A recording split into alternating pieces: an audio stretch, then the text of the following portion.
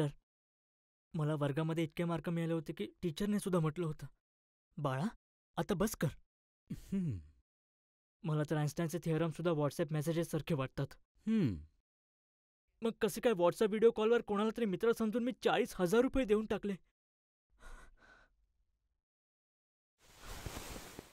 ₹40,000.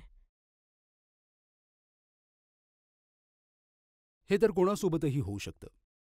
AI deep फेकने कोणीही तुमच्या जवळच्या व्यक्तीचा चेहरा किंवा आवाज कॉपी करून तुम्हाला फसवू शकतं.